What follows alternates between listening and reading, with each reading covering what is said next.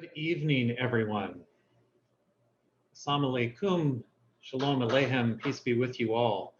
Greetings and blessings from the campus of Hartford Seminary.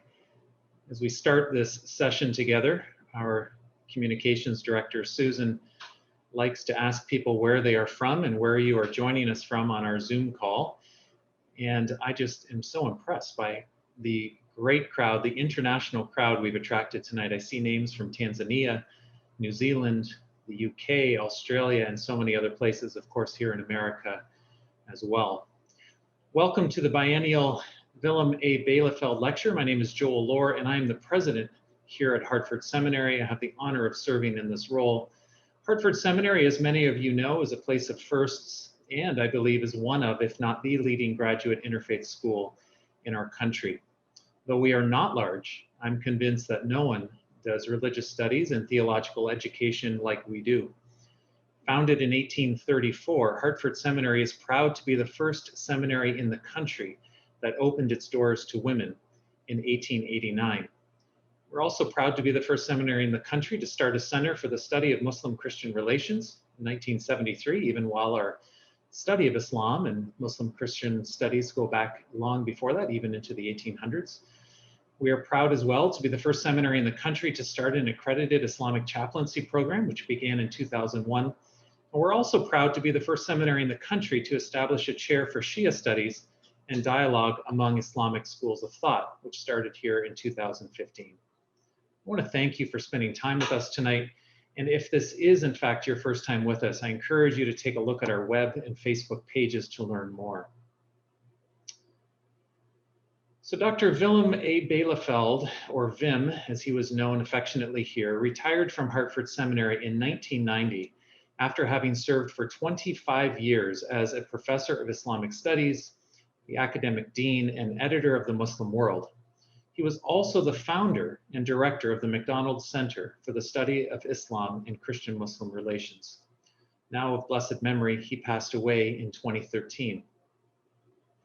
According to a tribute to him in the Muslim World Journal on the occasion of his retirement, Professor Bielefeld not only, and this is a quote, Professor Bielefeld not only inspired students, but assisted churches to adopt many of his interfaith insights into their own ministries. That's the end quote. Having spent some time today, I spent a little more time reading up on him. I did so recently, and I found out that he is a truly inspiring individual. I especially like this line, one person who said, Professor Bielefeld was a real scholar. He knew all the sources. He was a walking encyclopedia. The Muslims he interacted with thought he was Islamic. This lecture, that's named in his honor, brings a distinguished scholar to our campus, this year virtually, for a public presentation on Islam or Christian-Muslim relations to promote interreligious understanding and mutual respect in the local, national, and world communities. And I'm delighted that we have attracted such a distinguished scholar, teacher, and author to speak to us tonight. Professor Mona Siddiqui is Professor of Islamic and Interreligious Studies, Assistant Principal for Religion and Society, and Dean International for the Middle East at the University of Edinburgh. Her research areas are primarily in the field of Islamic jurisprudence and ethics, as well as Christian-Muslim relations. Her most recent publications, although there are so many, I didn't know which ones to list, but her most recent publications are Hospitality in Islam, Welcoming in God's Name, published with Yale University Press in 2015, and more recently this year, Human Struggle, Christian and Muslim Perspectives, published by Cambridge University Press, 2021. She's received numerous international research grants, and her most recent award is from the Issachar Fund on the theme of gratitude in Christian and Islamic thought. Also this year, she launched a new project on loyalty and fidelity.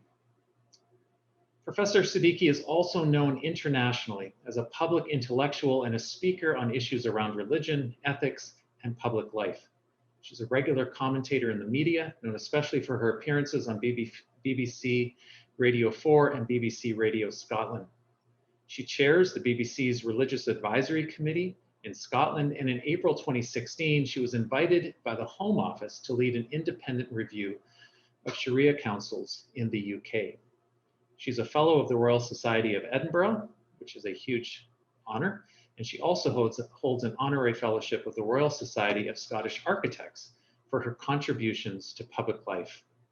In 2020, September, she was invited to join the board of the UK Holocaust Memorial Foundation. Now, there is so much more I could say.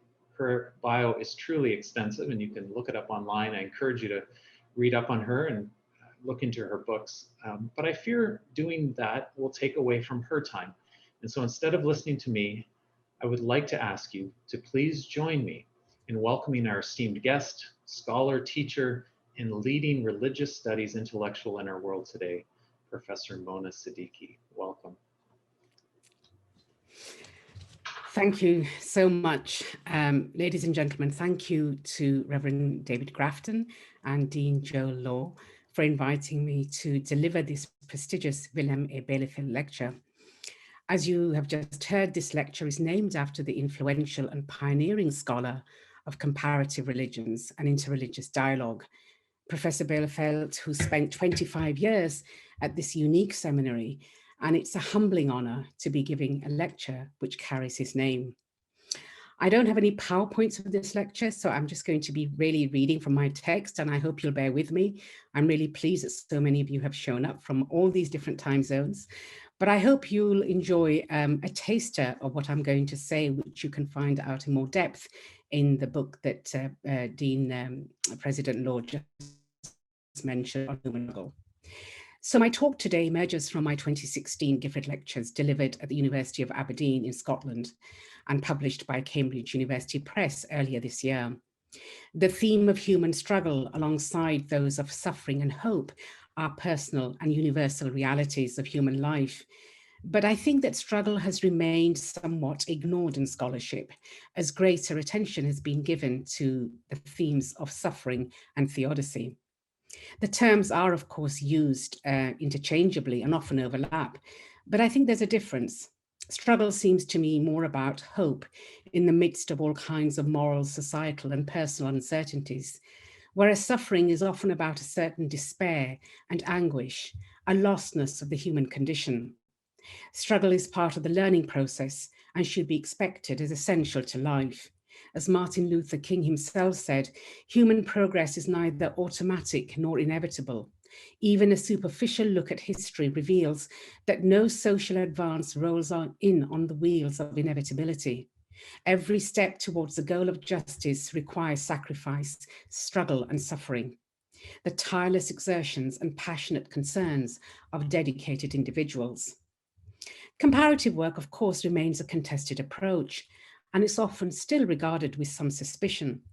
But for me, studying religious texts and other forms of reflection outside of one's own faith or academic discipline, I think broadens and deepens our scholarly horizon and our emotional and in life, and in my view, should be encouraged as an intellectual and moral good. And as I was thinking about the lecture, a few people asked me whether I meant by struggle the word jihad, and the answer was no. Jihad is a central and complex concept in Islamic thought, and it's evolved from the early days of Islam and encompasses spiritual and personal struggle, as well as the old and new forms of militant struggle that today define the narratives of hostility towards the West. But many scholars, Muslim scholars, recognized that persistently and patiently trying to improve oneself for the sake of God was a much harder challenge than a simple death on the battlefield. They saw that religious life is ultimately one of constant struggle, perseverance, and self-improvement in the presence of God. So when I think of struggle, I think of it as a reality intrinsic to the human condition.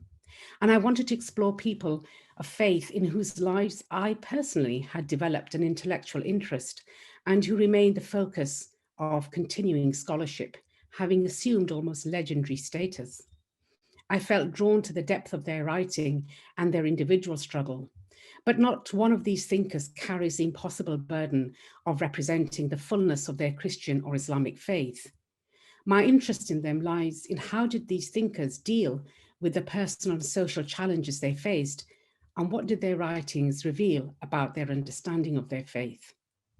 So in this lecture, and I'll speak for about 45 minutes, I'm looking at two names, outstanding and controversial for different reasons, but who share some unusual life experiences, Dietrich Bonhoeffer and Sayyid Qutb. Throughout history, political life has been marked by the struggle of individuals who wanted to take their societies in different directions. And these two giants of 20th century theology and political theology, Bonhoeffer and Gutub, were products of their political environments. Gutub in the context of European colonial rule, and Dietrich Bonhoeffer in the context of the rise of Nazism and anti-Semitism in Germany. Both these men were political theologians, in that their writings reflect, amongst other things, the problem of legitimizing power and authority. Their lives bear witness to what they thought their Muslim and Christian faith required from them as individuals and for their societies. At a time when the word jihad is ingrained on our minds and conflates personal, social, and militant struggle against the state, in some way, these two people epitomize the complexities of keeping faith linked to an ethical and political purpose.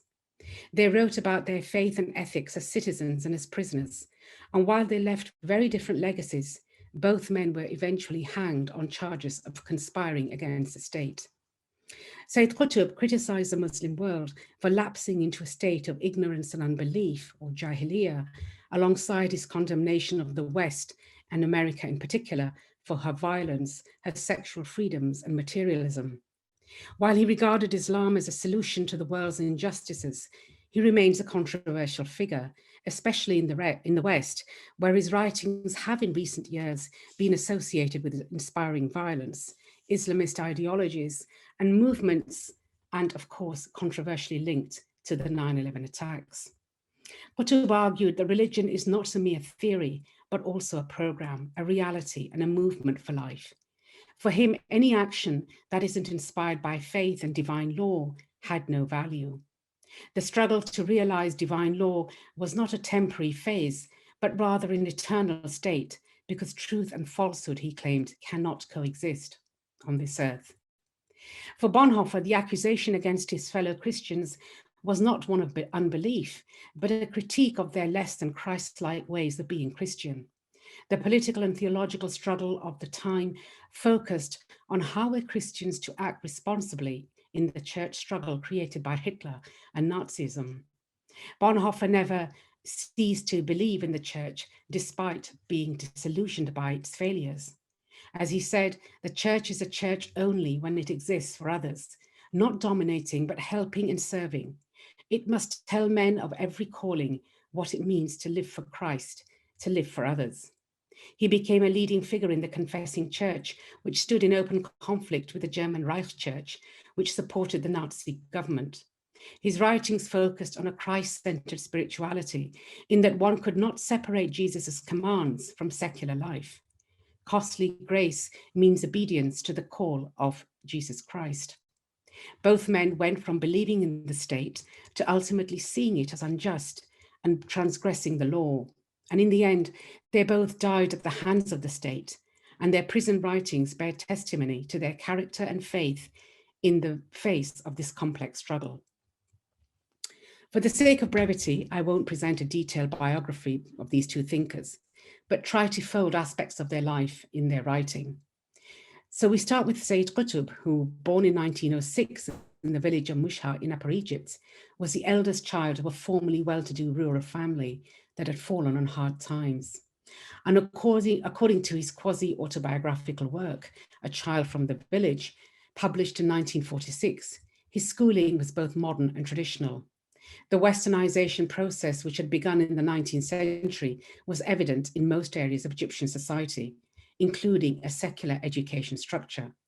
So while he memorized the Quran as a young boy, this tension between the triumph of modernity over traditional forms of religious culture stayed with him throughout his life. In the novel, he portrays the intellectual and cultural tension in his family when they were thinking about what kind of education he should have. One group wanted him to go to the Gutub to memorize the Quran and to obtain the barakah or blessing that comes with having learned the book of God by heart. The other group wanted him to go to the state primary school because it was cleaner and more progressive, and the Quran was taught there also, along with other subjects. and the debate swirled on. His background was formed of an awareness of the ordinary Egyptian, Egypt's poverty, and an anti-British Egyptian nationalism. From the late 1930s, with his professional and personal interest in education, Gutub began to speak more openly about what he saw as the moral decay of Egyptian society.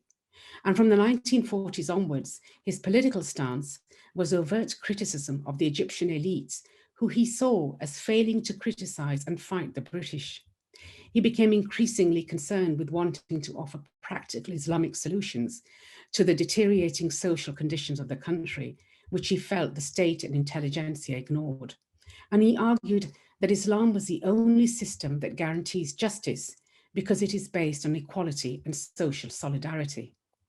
For him, capitalism, communism was similar in that they both rest on a materialistic philosophy, and he prophesied that the real battle would be between these materialistic doctrines and Islam. All other man-made systems, according to him, were flawed, whereas Islam was the closest to human nature, or fitra. And these ideas were similar to the ideas of the Muslim Brotherhood, the Ikhwan. He had inherited from their founder, Hassan al-Banna, the idea of Islam as an integral or total system that controls all aspects of life and responds to all human needs. So for Gutub, the Sharia wasn't just limited to laws, but included everything God had dictated to organize human life. And when he went to study in America, Gutub was both impressed by the scientific progress, but disgusted by what he saw as moral depravity. In his analysis of Gutub's America trip, John Calvert writes that it would be easy to dismiss Gutub's characterization of American society as being simply cartoonish, born of a mind incapable of appreciating the nuances of culture and the continuities which bind human life together.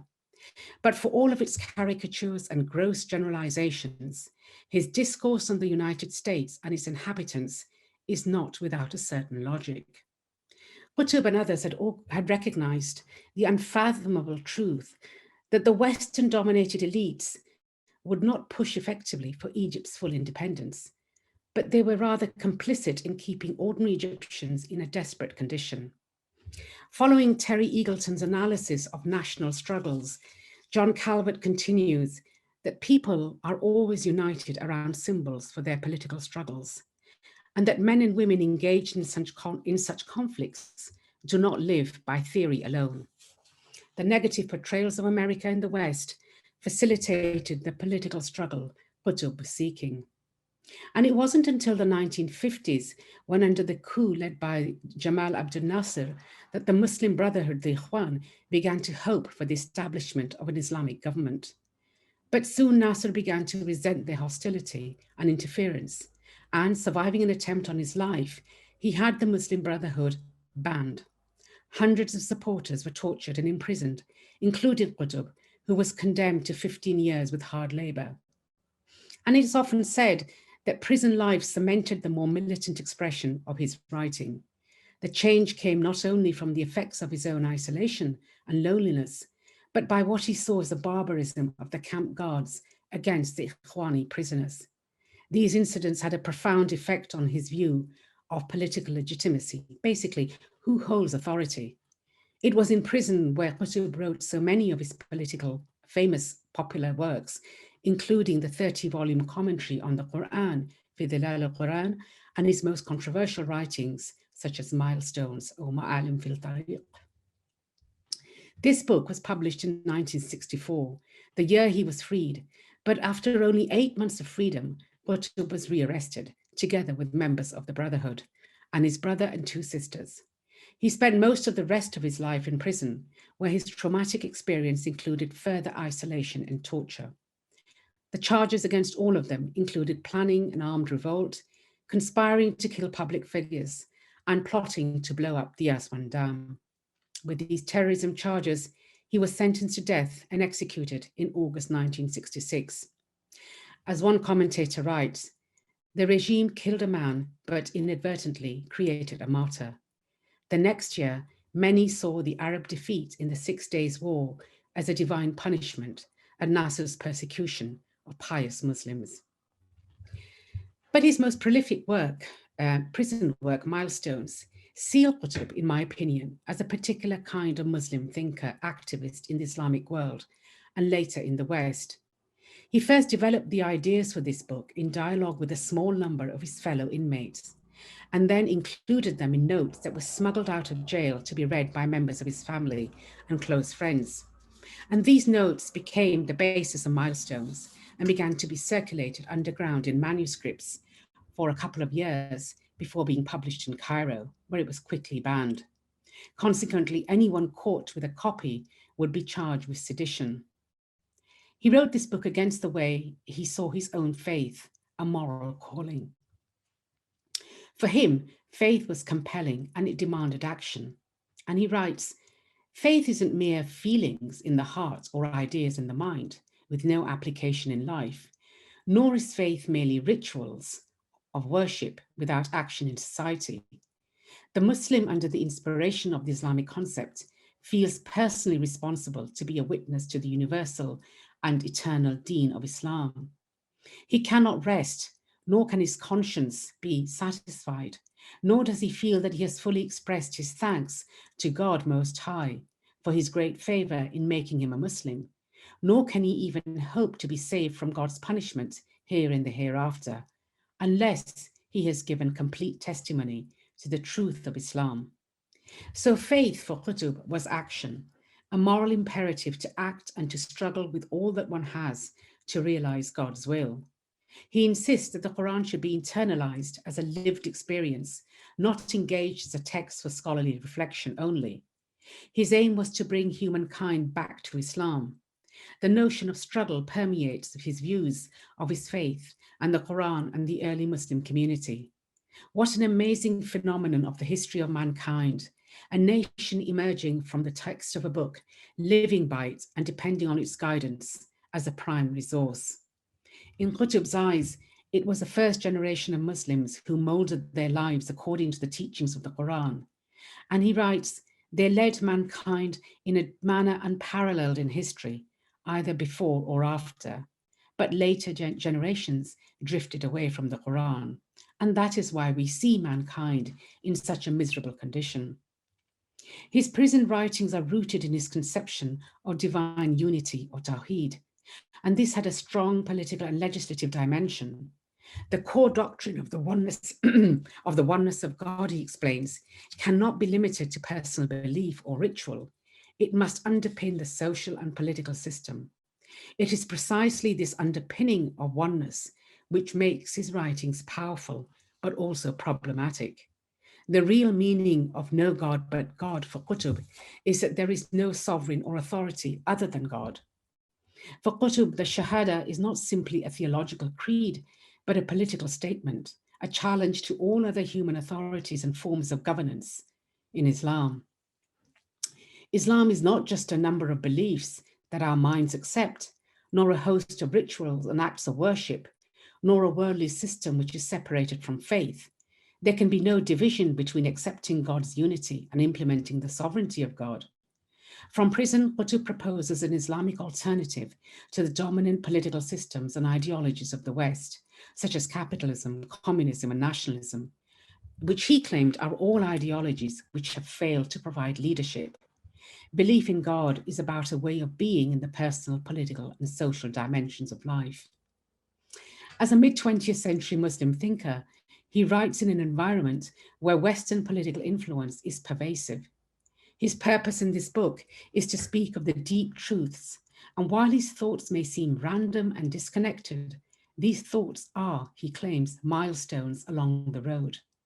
The problem is that for Qutb, the Muslim community vanished the moment the laws of God became suspended on earth. In Milestones, he recognized the creative genius of Europe and its history of material invention, which according to him had been lacking in the Islamic world. But he sees no choice other than the revival of Islam.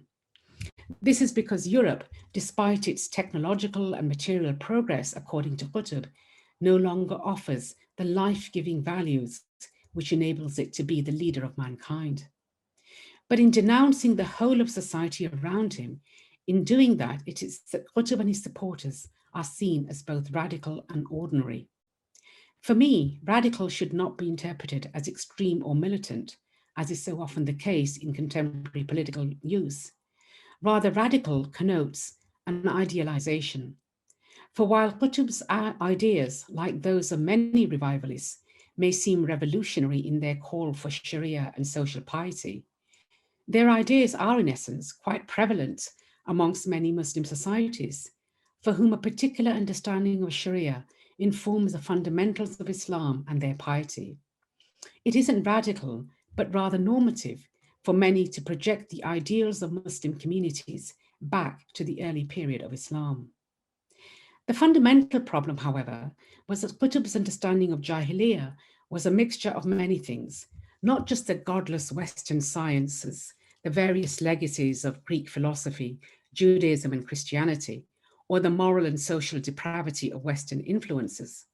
In his analysis of Jahiliyyah, it shifted from the moral to the theological, the extreme idea that Jahiliyyah has become so omnipresent that Islam no longer exists. It is only in these writings that Jahiliyyah becomes a central category in Qutb's thinking. So for Qutb, the only way to realize divine law and rule is through struggle in the path of God or the jihad. For him, jihad is simply a name for striving to make the system of life, Islam, dominant in the world. Jihad is about a witness to faith, manifesting Islam, and a political tool only in realizing humankind releasing humankind from servitude. And in this system, matters of belief will be left to the individual conscience. For Qutb and his followers, the state was neither ethically, politically, nor socially Islamic. And it was only the realization of divine law, Islam, which could deliver all the freedoms for the people living with poverty and subjugation. Powerful as these words sound, it is unclear what he meant by words such as jihad, liberation, and sovereignty. An ambiguity runs throughout his reflections on jihad when he speaks of the vision of his movement as one which does not confine itself to mere preaching to confront physical power, as it also does not use compulsion for changing the ideas of people. But if Qutb isn't calling for active or even violent resistance, civil unrest, how does change occur? It seems unlikely that preaching alone could bring about the spirit of revolutionary change, which he found so lacking in Nasser's regime. For Qutb, the struggle was not temporary, it was eternal, because the struggle was based on political activism as a projection of personal piety. So the possibility of a new theoretical foundation is seductive, and Qutb isn't alone in this. Wherever there is rising social and economic inequity, the politics of moral rage follows. Religion is often seen as either a refuge or a solution. As Mike Davis writes on the population explosion and the rapid growth of urban slums in third world cities, and he says, everywhere, the continuous accumulation of poverty undermines existential security and poses even more extraordinary challenges to the economic ingenuity of the poor. The last few decades have seen a new momentum in people searching for meaning and dignity in their lives, a call for a new prophetic democracy and civilizational solidarity. Davis contends that religious passion occupies a social space analogous to that of early 20th century socialism, and that for the moment at least, Marx has yielded the stage to Muhammad and the Holy Ghost.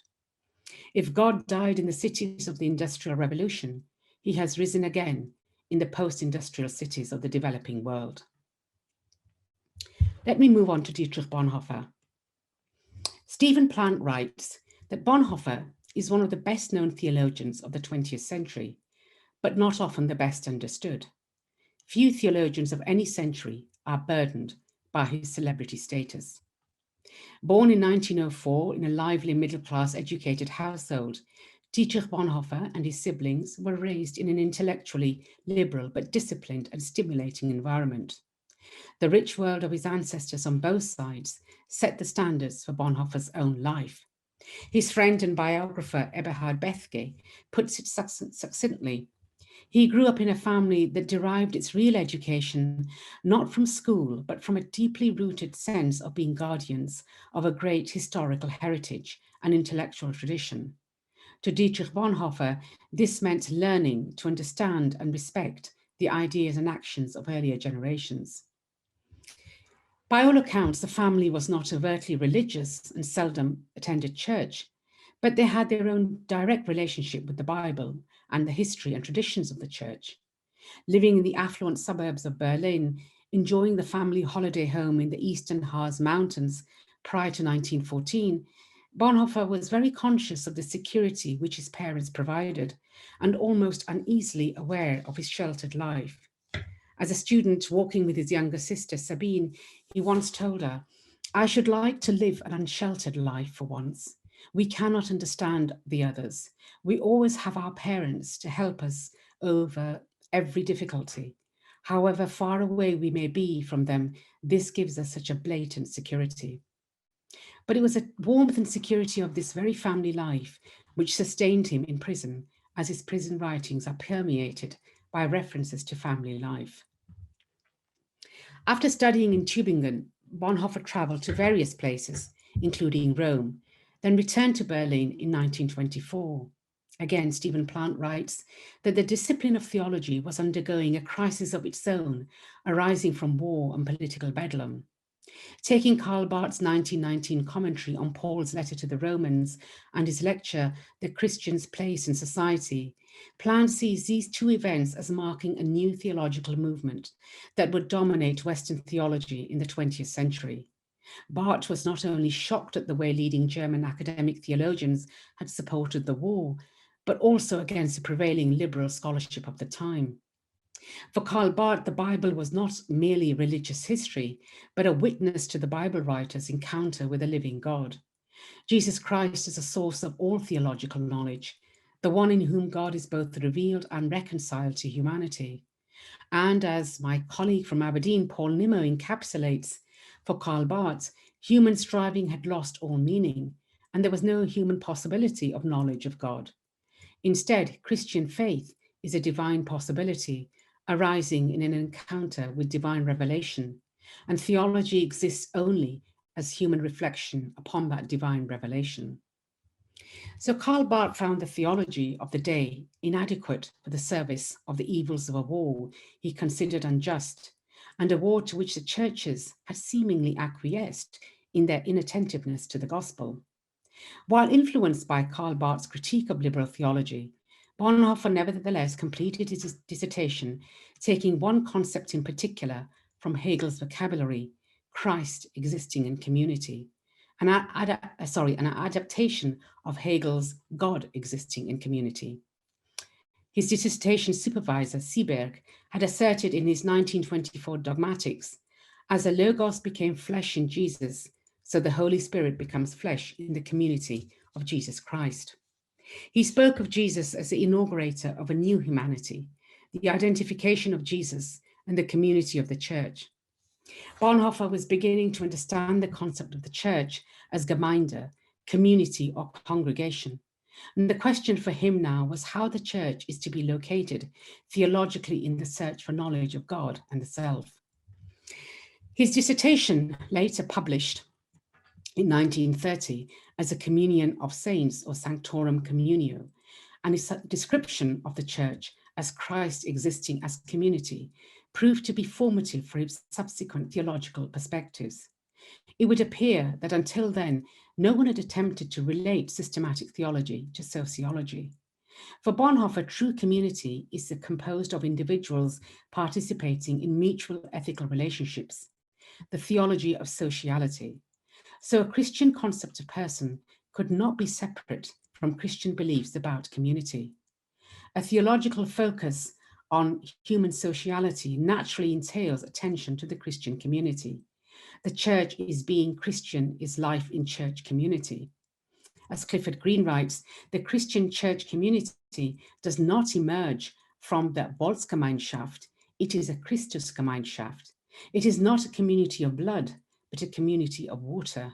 It is not constituted by baptism, nor by race. It is constituted by baptism, not by race. But Bonhoeffer's struggle was that the meaning of church could not be taken for granted in Germany in the 1930s. The church had to be traced back to Christology, and Christology could not be complete without ecclesiology. Franz Hillenbrand, a professor and friend of Bonhoeffer since their student days at Berlin, speaks of their meeting at Weinhold Sieberg's seminar. Having talked theology with him, and indeed not only theology, meant that one could never talk like that again to anyone else. Since he went, I didn't know how many years, how many dimensions he was ahead of our generation. So Bonhoeffer traveled to America twice, and while he was both overwhelmed by the culture, poverty, and racial segregation he witnessed in America, when he traveled after the outbreak of war, he felt that while American theology had improved, even the work of his friend Reinhold Niebuhr lacked an adequate Christology. And he writes, in American theology, Christianity is still essentially religion and ethics. But because of this, the person and work of Jesus Christ must, for theology, sink into the background and in the long run remain misunderstood, because it is not recognized as the sole ground of radical judgment and radical forgiveness. Christian ethics, whether personal or social, should not be seen as a separate discipline. And his dilemma was the Christians of Germany would have to make a decision between wanting the victory of their nation and the death of a Christian civilization, or the defeat of their nation and the survival of a Christian civilization. He could not stay in America when his fellow Christians were faced with such a momentous issue. So despondent had been the German people after the defeat of World War I and the subsequent economic depression that the charismatic Adolf Hitler appeared to be the nation's answer to their prayer, at least to most Germans. He rose in power, becoming Chancellor of Germany in 1933 and president a year and a half later.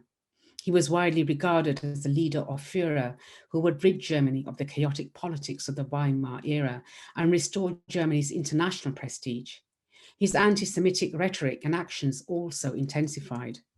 Bonhoeffer was appalled by the Nazi doctrine that the individual had to surrender his or her conscience to the Führer. He became involved in the early stages of the church opposition to Nazism, notably in drafting the Bethel Confession. Though there were others who agreed with his outspoken position, noting the lack of decisiveness, even in these circles, made him want to leave Germany. In October 1933, and he became a pastor of two small German-speaking congregations in London. But it was in the aftermath of a conference in Farno in Denmark that he made an outspoken and uncompromising call for the churches to declare together to the world's God's concrete command of peace.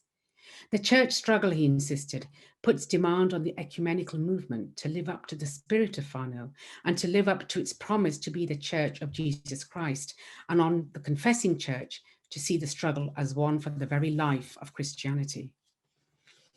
As one commentator has written, the struggle that was being waged was for justice and truth by the confessing church was a vicarious struggle for the whole church of Jesus Christ. While he was in London, German opposition to Nazism began to gather momentum. And in May 1944, the first confessing synod of the Evangelical Church was held at Barmen. The act of defiance against the official church launched the confessing church. The Barmen Declaration, largely drafted by Karl Barth, unequivocally affirmed the lordship of Jesus Christ over against the ideological claims of Nazism, though it did not speak out on the Jewish question.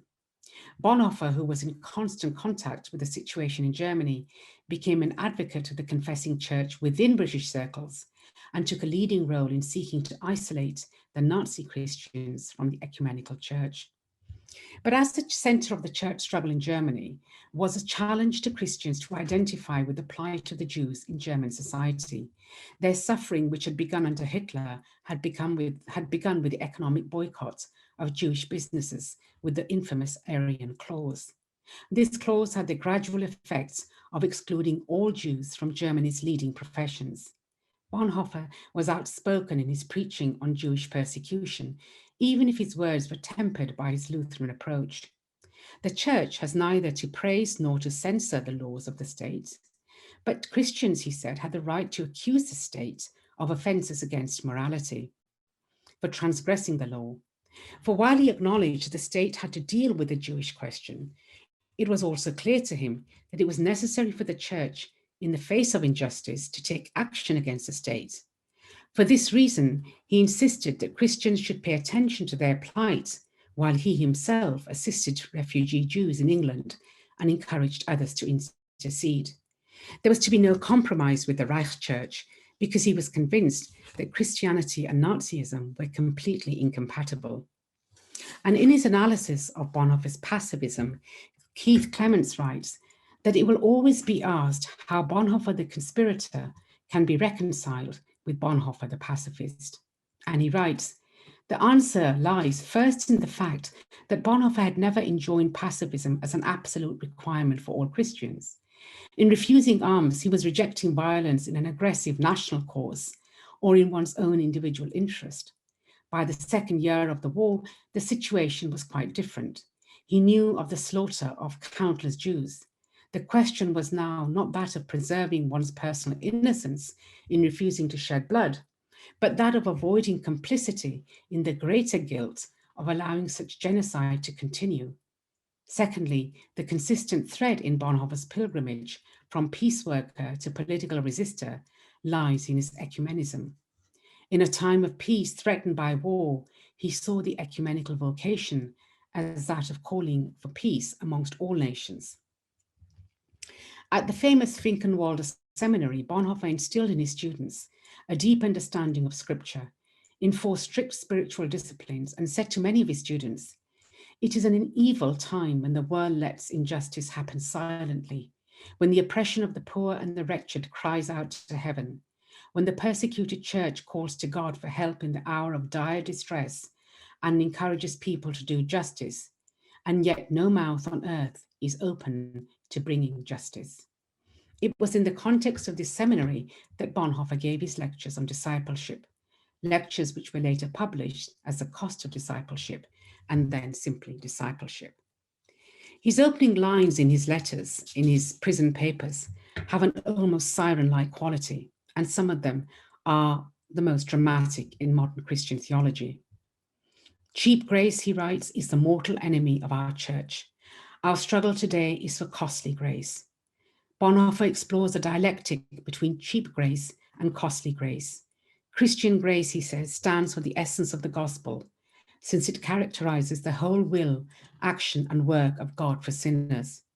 He saw that Luther's original sense of amazing, unexpected, undeserved, and sufficient grace had excluded any reliance on human work for salvation and produced eventually a tradition in which God's grace was honored in dishonorable ways. Grace is made cheap when grace alone does everything. The world remains the same, and the Christian, he argues, makes no attempt to live an obedient life under the commandments of Jesus Christ. He writes, cheap grace is grace without discipleship, grace without the cross, grace without the living, incarnate Jesus Christ. And in contrast, costly grace is the gospel which must be sought again and again. It is costly because it calls to discipleship. It is grace because it calls us to follow Jesus Christ. It is costly because it costs people their lives. It is grace because it thereby makes them live. So discipleship is the cost of grace because it means following Jesus, breaking with the world, and being vulnerable to suffering and struggle. In 1944, an assassination attempt was made on Hitler's life, and while the plot failed, in October of that year, evidence came to light linking Bonhoeffer to the attempted assassination. After 18 months in Tegel prison, he was eventually executed under Hitler's orders. As Charles Marsh writes, no witness gave testimony, and the accused was allowed no defense counsel. He was executed on April the 9th, 1945, in a small courtyard where over the past year, more than 1,000 people had been killed. At the time of Bonhoeffer's arrest in 1943, his writings, which would be collected under the title in English, Letters and Papers from Prison, were still scattered throughout his family. While Bonhoeffer didn't intend for his letters to be published or have a public readership, His close friend, Eberhard Bethge, took the role of the posthumous interpreter of Bonhoeffer's prison experience and theology. The letters, which are more theological in nature, are central to his prison writings, but they are relatively small in number and only began towards the end of his imprisonment. So much of the content is about the hopes and fears of a man, a son, a friend, a fiance, and a pastor, awaiting trial with expectation and fortitude, yet conscious of his own struggle as well as that of his fellow prisoners. Martin Marty speaks of the birthplace of this book and writes, "From that cramped space designed to kill creativity and bury hope, however, there issued letters and papers that became the substance of one of the great testimonial books of the 20th century. The letters reveal his requests for the mundane necessities of life in prison, which became luxuries, his requests for certain clothes, books, as well as shoelaces and polish are often preceded or followed by the measured yet moving responses of his parents. The work is widely regarded as a classic of 20th century Christian literature. He writes, 10 years is a long time in the life of every human being. He speaks of the gift of time and says time is lost when we have not lived, experienced things, learned, worked, enjoyed, and suffered as human beings. Lost time is unfulfilled, empty time. Yet he himself doesn't feel that his own time was lost. He reflects on suffering and writes, "It is infinitely easier to suffer in community with others than in solitude. It is infinitely easier to suffer publicly and with honor than in the shadows and dishonor. It is infinitely easier to suffer through putting one's bodily life at stake than to suffer through the spirit. Christ suffered in freedom, in solitude, in the shadow, and in dishonor, in body and in spirit. And since then, many Christians have suffered with him." On Easter Sunday, April 1943, Bonhoeffer writes to his parents about celebrating a happy Easter and says, "What is so liberating about Good Friday and Easter is the fact that our thoughts are pulled far beyond our personal circumstances to the ultimate meaning of all life, suffering, and indeed everything that happens. And this gives us great hope." He continues to reminisce about the joys of Easter spent with his parents. By May the 5th, 1943, he'd been in prison for just over 4 weeks, and in his letter to his brother-in-law about what happened to them, he writes, "Such things come from God and God alone. Our response to God can only be submission, endurance, patience, and gratitude." And patience and gratitude are a recurring theme in his prison writings, but so understandably is the occasional sense of fear and unrest. In one letter, he speaks of a particular emotion, Anfechtung, which includes the idea of being lured to act against God's will. However, I've never understood as clearly as I have that the Bible and Luther meant by temptation or Anfechtung, the peace and serenity by which one had been carried are suddenly shaken without any apparent physical or psychological reason. And the heart becomes, as Jeremiah very aptly puts it, an obstinate and anxious thing that one is unable to fathom. His letters to his parents are interspersed with anecdotes about prison life, his struggles, his physical and emotional health, his intellectual and theological journey, and he laments causing his parents distress. And he speaks of how their letters make him feel. "It is as if the door of the prison cell opened for a moment, and I experienced with you a slice of life on the outside. The longing for joy in this somber building is great. One never hears any laughter. Given what they witness, even the guards seem unable to laugh. One therefore makes the fullest use of all internal or external sources of joy." One is never far away from reading how night and darkness affect Bonhoeffer's thoughts about his own life and his family and friends. In a letter dated September the 5th, 1943, he realizes that when thinking about those without whom one wouldn't want to live, one forgets about oneself. And he writes, only then does one sense how interwoven our lives are with the lives of other people. Indeed, how the center of one's own life lies outside oneself, and how little one is an individual that is isolated. Hope and despair run throughout his prison writings. and he compares Advent to prison. A prison cell like this is a good analogy for Advent.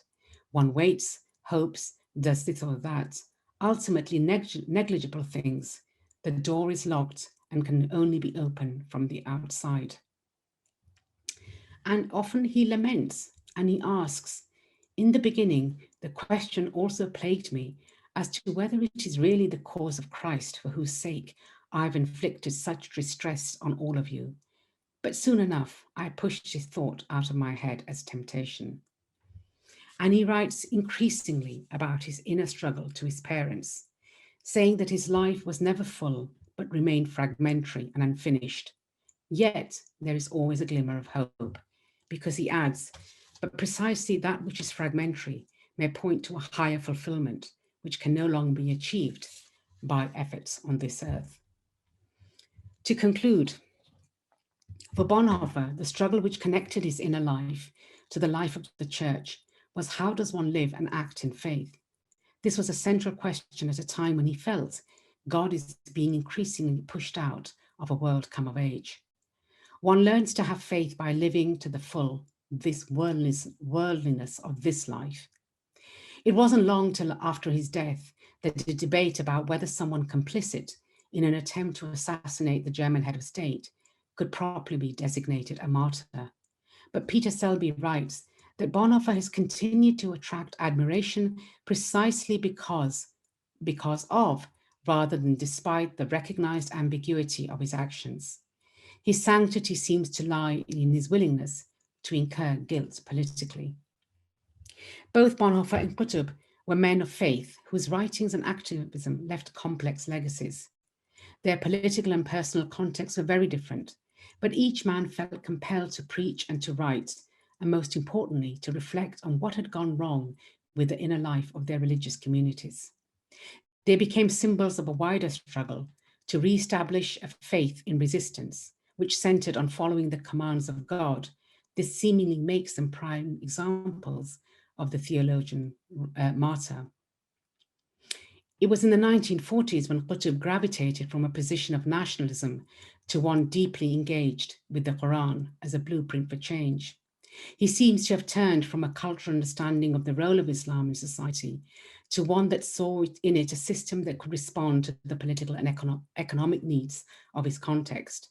And he wrote passionately on how the Islamic world needed Islamic law. But Bonhoeffer wanted discipleship as such, which is the cost of grace. And discipleship means suffering because it means following Jesus and breaking with the world. As Wilmer writes, Hitler's appeal lay partly in his command to disciples to follow. Bonhoeffer opposed one discipleship to another.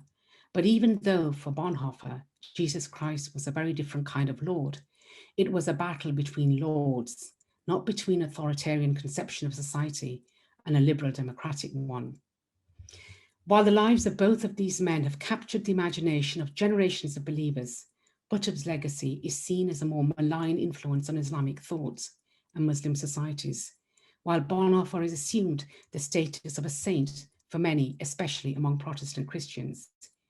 Gutub's writings developed a binary between Islam and the West, and this seeming division is understood to be the intellectual inspiration and justification for all kinds of other groups.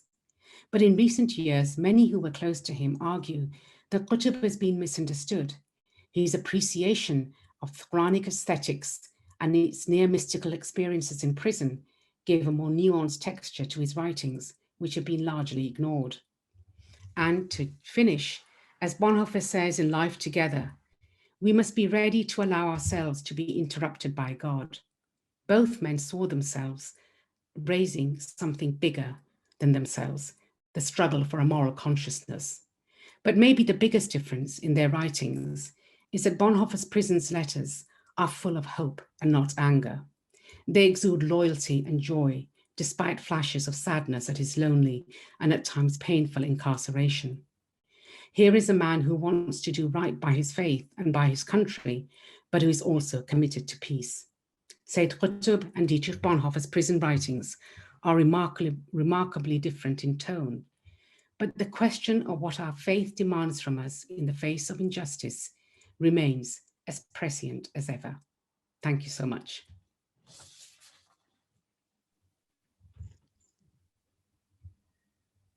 Thank you, Dr. Siddiqui, for that presentation based on your book. Good evening, everyone. Hello, welcome. Morning, afternoon, or evening, depending on where you are in the world. I'm Dr. David Grafton, the academic dean and professor of Islamic studies and Christian-Muslim relations here at Hartford Seminary. And I have the privilege and honor of co-teaching a course with Dr. Siddiqui on this book with students starting tonight and going on through the rest of the month and in June. And I'll be moderating the questions and answers for this evening. So I invite you to share some questions in the Q&A button. Please do that and I'll moderate those. But I have a couple of things to start out with, a couple of questions to ask Dr. Siddiqui. First of all, a big thanks for this. I have read and taught Said Gutub and Dietrich Bonhoeffer a lot in my career, but I've never put them together. I've never had them in the same chapter. And so thank you for that, thinking through this theme of human struggle. So this is a new frame. I have a comment that leads to a question that I hope you can elaborate on, and that is that as you so eloquently do in the chapter here, that both Gutub and Bonhoeffer, they both cut against the grain of their dominant cultures and dominant religious cultures. And they called believers to challenge the institutions, the cultures, religious identity. Both were imprisoned and killed by the state. And something I just remembered, which is important today, a year after the murder of George Floyd in the United States, they both witnessed the racism in the United States when they were visiting here. So can you elaborate on these individuals and what they went through and the implications of this in a contemporary world that has seen the rise of nationalisms and nativism around the world in the past couple of years? I wonder if you have some thoughts on that. I think history is littered, thank you, David. I think history is littered with examples of how the national or the nationalist cause can be the siren call at moments of conflict and then lead to further conflict. I don't think we're ever very far away from that. And we've seen examples of that not only in the United States recently, but also here in the UK, where the struggle to define what do we mean by nationalism as opposed to patriotism, as opposed to sovereignty, have all become conflated and led to rather polarized views of what does it mean to have a sovereign state, have an authoritative state, but also more importantly, what does it mean to have loyalty and obedience to the state? And I think I would say that for a lot of people today, the state has a certain form of legitimacy, but not the kind of legitimacy that these people were struggling against. So the state can make the laws for us to live our lives, but their struggle was witnessing what the state was doing in terms of oppression. And we may say that, of course, we have oppression at different levels in our own societies. And people do call out against this injustice, but in far more muted ways. And I think the reason why we don't have, Gutub or Bonhoeffer today is because of two things. First, I would say, I'm not sure that many people in the West, at least, this is a huge generalization, but even then I'm going to say it. I think many people in the West, I don't think their struggle for these kind of causes that we're looking at is as marked as it was a century ago or a generation ago. And I think also that people now find different tactics, different ways of handling state struggle or struggles against the state. So we may say that what the state, I mean, I would just say, even in the context of COVID, how people talked about the way the state has handled it, the way it's been unjust, or the way it's overlooked certain things, at least I'm just talking in the UK context, means that a lot of people do see the state as unjust. But how does one actually, but what we don't have is people, what I would say, conspiring against the state, if I can put it that way. Because we have political mechanisms, we have elections, we have democratic ways of dealing with the state, which all sounds really neat, but actually takes away the extremities of, I think, human reaction. It doesn't allow for extremities. And so therefore, if you have a cause, a real passion that demands an extreme resistance, it's very difficult to know where you can express that. At least in, I think, most Western societies, where there's a kind of, the rumbling goes on with grievances, but there's a kind of settlement with the state as well.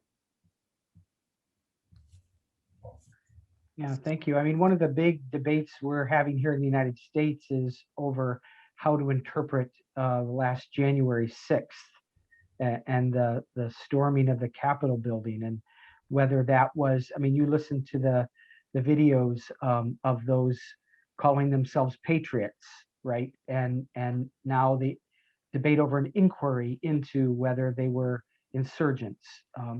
So it's really, I mean, history will judge this, of course, as we go further down the line, as we have records from Gutub and Bonhoeffer. But yeah, I would just add, time. absolutely. Yeah. I would just add that the issue of violence becomes a real problem because we don't associate violence anymore with legitimate resistance. And I think that when you look back at history, so much resistance was violent. So much change, revolutionary change, was violent. And it's very difficult to know, even from, say, Gutub, I would say, who, in some of his prison writings, when he's talking about revolutionary change and we need to do this and we need to do that, what does he actually mean? How does one realize this? And if it is violence, then that is not where we are today in many parts of the world, that violence is a legitimate form of resistance. And yet we see that violence is the only form of resistance for some people. So we're in this kind of quandary, depending on which part of the world you are, how comfortable you are, what struggle you have in your own life, and what struggle you have with the state. I don't think we can have any meta-narratives on this anymore.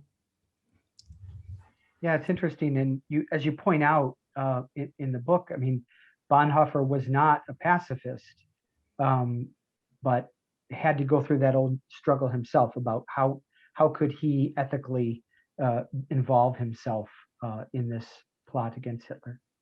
There is a question that came in the Q&A that's actually quite interesting and very important.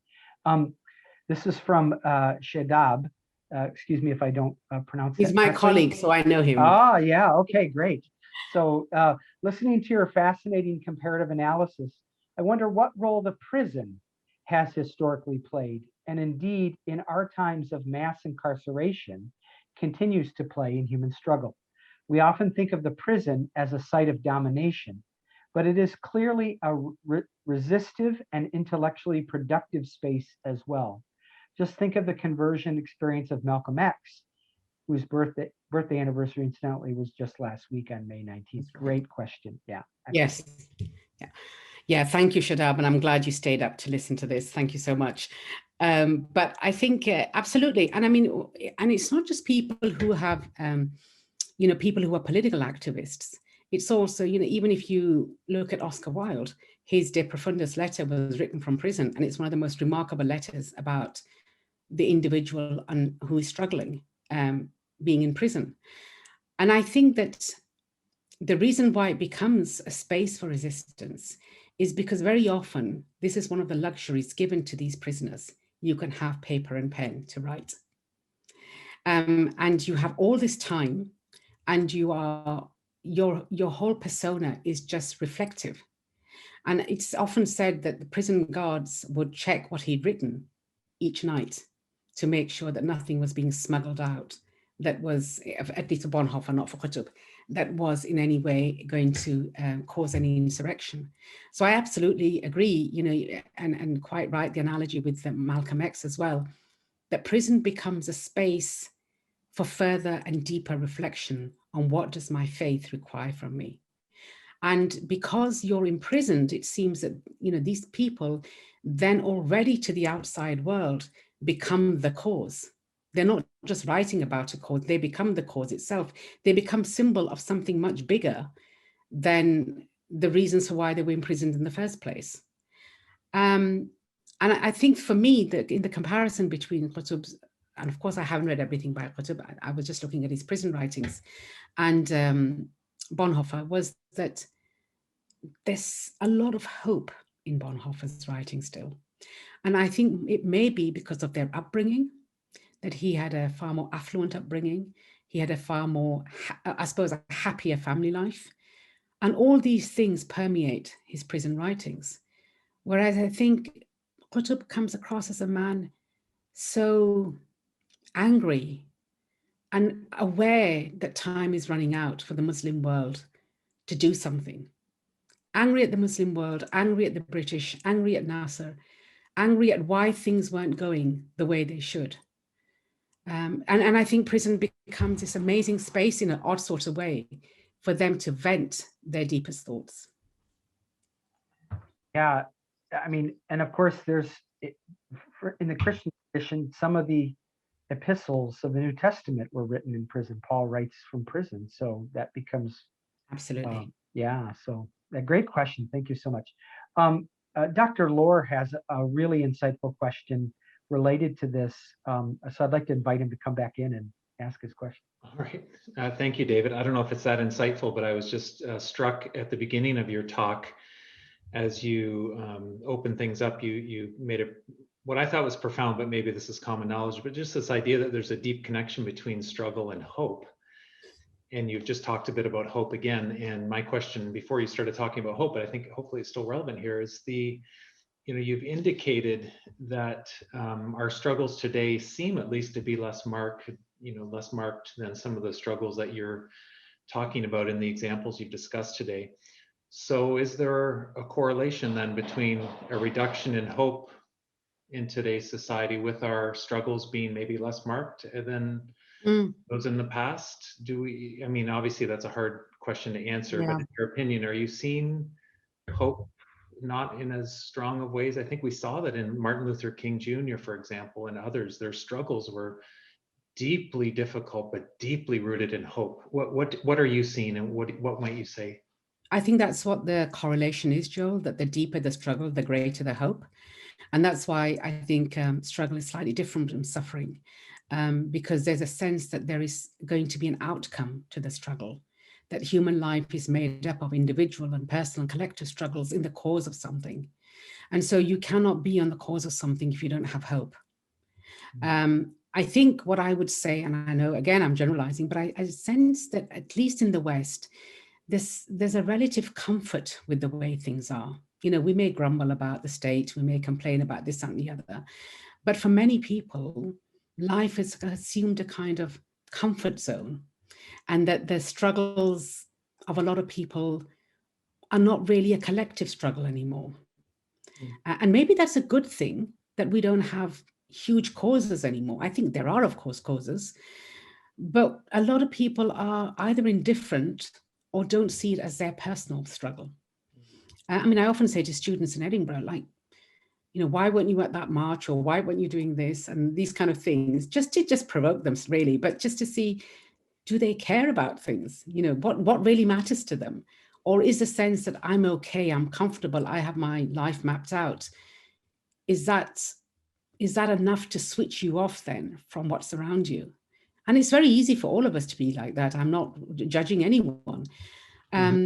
But I think when you're caught in the middle of something, or when you are yourself the victim of an injustice, that's when the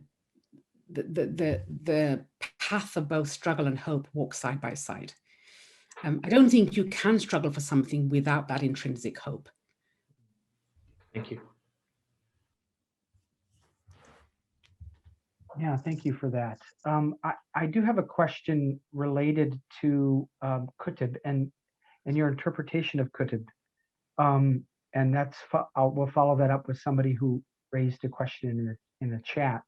And that is, as Gutub has been, since 9/11, has been the poster child of Islamic terror, and all the biographies or particular books that have come out have used him as their basis in interpreting Al-Qaeda and ISIS and everything.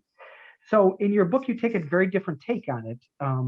And as one of the participants says, Gutub maybe was more passionate about his faith than angry. But so are you calling for like us to revisit him and his role? Are we far enough away from 9/11 that's possible now? I think that question, the way you frame that, David, is itself slightly problematic. That one person is so associated with 9/11 that we've just dismissed him. That if it wasn't for Gutub, then we wouldn't have Al-Qaeda or all these other groups. I have no evidence or proof or definitive answer to how much, like most of us don't, how much he may or may not have influenced extremism or extremist groups. But I think that, it's Calvert himself who says that if Gutub had seen 9/11, this is not what he was calling for.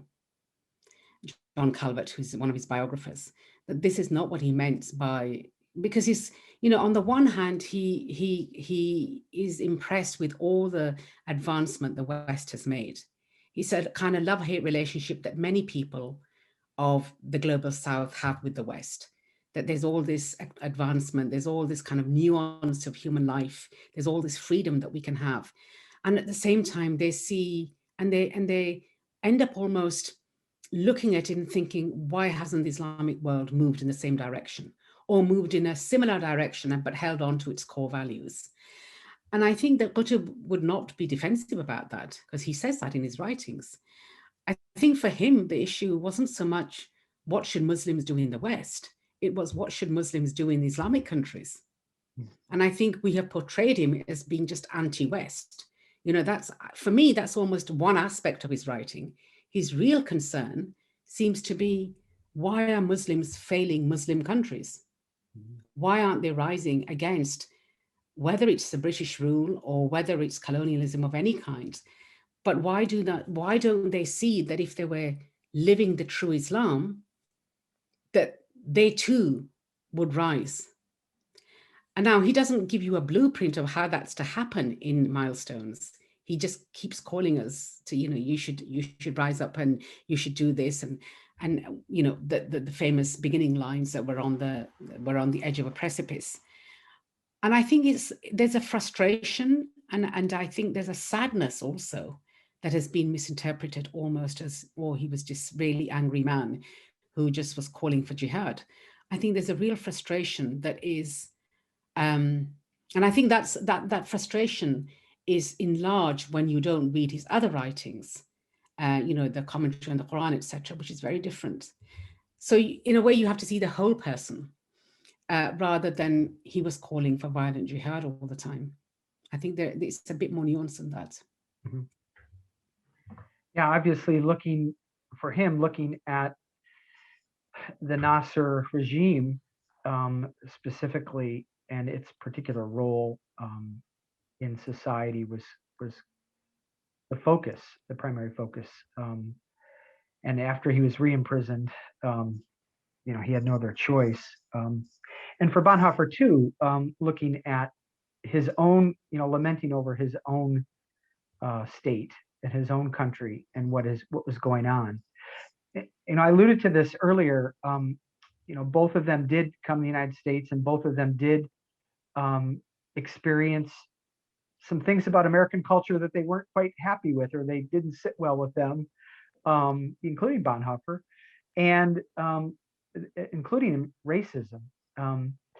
So, I think that's obviously for Americans, that is our big struggle right now. And you think about, African-American spirituals that are just, they ooze hope, even regardless of, in the face of everything that has gone on since 1619, there's the spirituals exude the sense of hope. So could you comment a little bit about, perhaps across the pond, about the American cultural Well, I think moment of just race? as you're speaking, I'm thinking, well, it is that very sense of hope and gratitude that has kept the American spiritual still a force of resistance. That despite, and if you think about it, Christianity itself was ingrained in so much of the racism, and yet it is these very same African American Christians who still renew hope in the Christian faith, to say there is a different way of being Christian. There is a more just way of being Christian. And I think that this issue of race and religion, we can't separate that knot. They go hand in hand. So I suppose what I'm trying to say is that in terms of where we are, whether it's racism in America or racism in the UK, there's a level of humility and honesty that I think is still missing from the discussion. And when it's raised, people who don't want to hear it raise, the fences around them, that this is not what we want to hear. And I think that, of course, all of this is amplified nowadays by the fact that everyone has a voice on social media, and you can't say anything really anymore without someone knocking it down.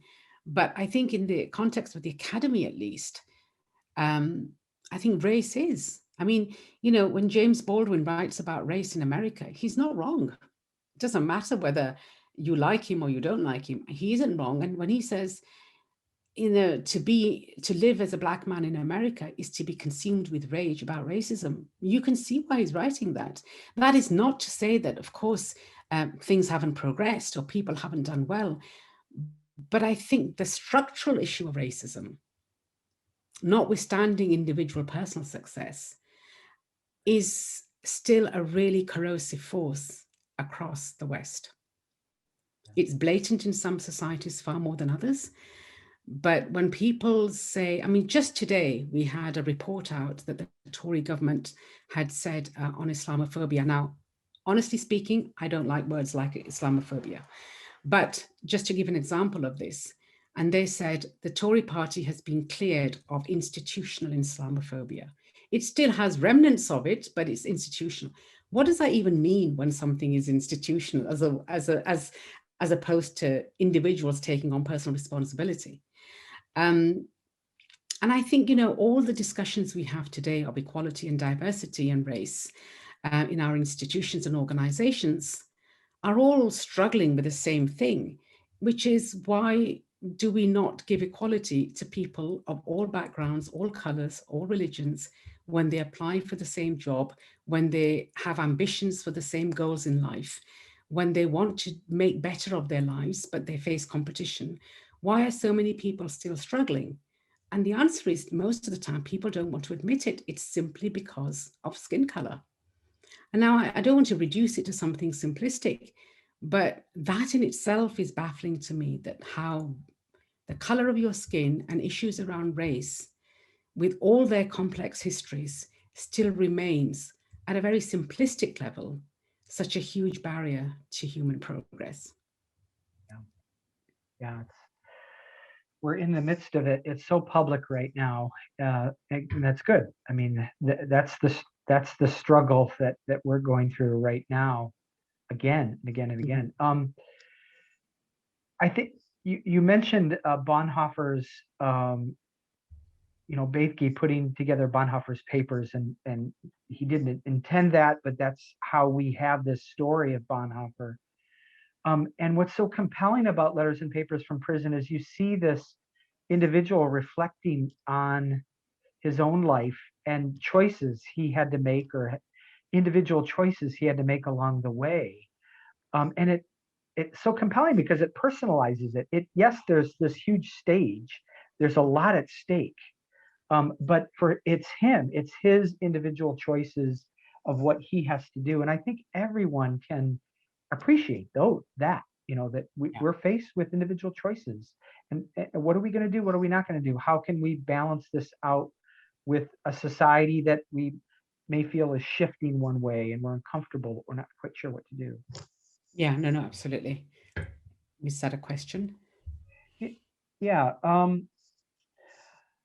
How do we justify the struggle brought up by resistance, for instance, when it's caused directly by human action rather than, let's say, given by God? It seems that for some people, any struggle is not worth, as you have mentioned, people don't want to give up comfort given by the state. So could we think of any struggle as a means of growth individually and communally, even if it is caused directly by humans? I mean, in some ways, that's a good question, but I suppose in some ways that the last 15 months or so has shown us how a collective struggle has brought so much good in people as well. People coming together because people are being aware of each other's vulnerability with COVID-19. People aware that there's been so much loss and suffering. People who would not normally come together have struggled with this loss and found something good at the end of it. And not that I'm saying that we need a pandemic to make us aware of what is important, but I think sometimes there are moments in life when something big happens for you to take stock as to,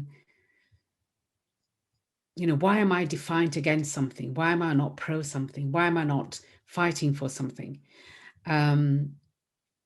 And I think a lot of people have come out of this sensing that, how important, first of all, how important it is to hold on to hope, but also that social inequality, which has become, I don't know how much focus there is on that in the States, but at least in the UK, the social inequalities amongst various groups in the UK has risen really in the last few months as a real cause, as a real determinant as to why so many people from certain communities succumbed to COVID, died, relatively young.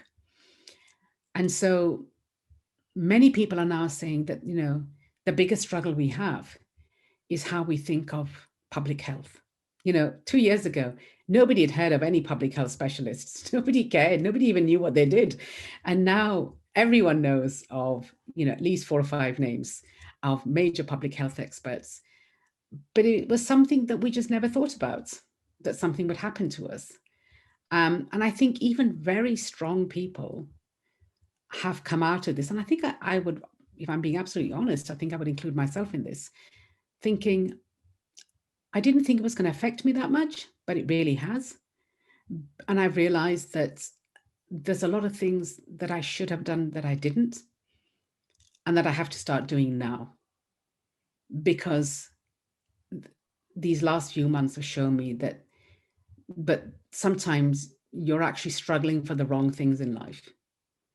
There are struggles that are far more worthy, that are not about the self, that are about others, that should be the bigger cause. And I think to some extent, if I can end on that, that's almost a note of optimism, a kind of a reason to think out of all of this, something good might have emerged. Well, I mean, in the end, isn't that what your book is about? Isn't it about, I mean, you say that struggle is a part of the human condition. And so struggle, finding hope in the midst of whatever, and now certainly COVID that has impacted the world. We do have probably time for one more question that's come in here. And it has a question to do with, can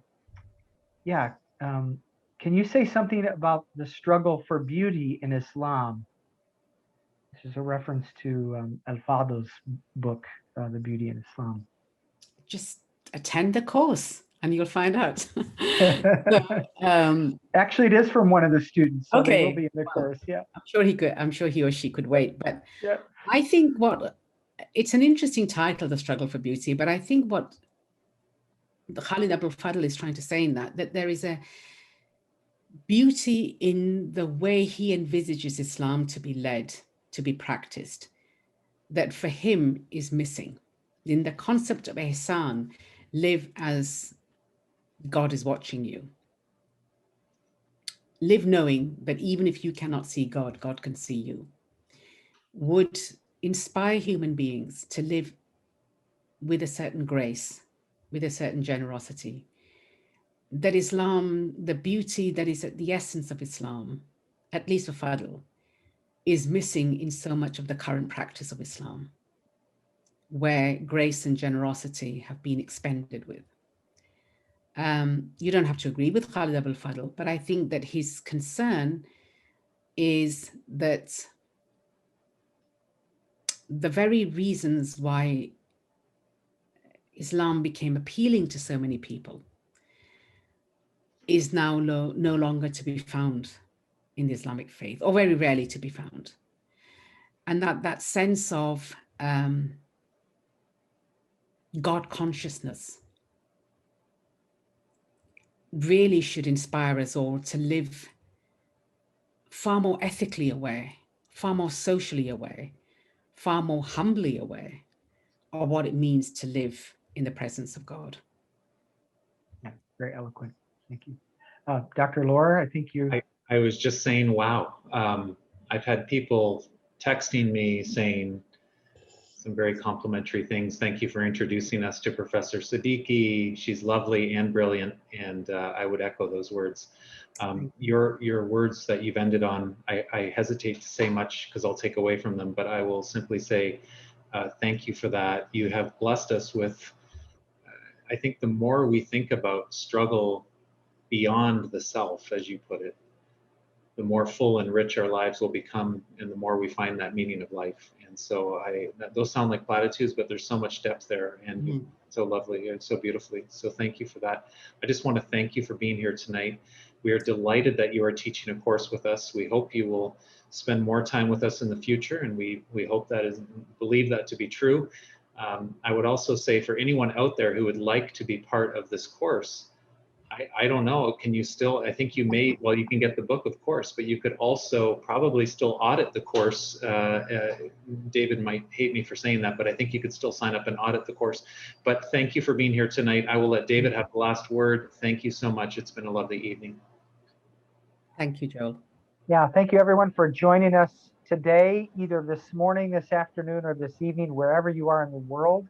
We're glad you were a part of this conversation, and we hope it was enriching and thought-provoking.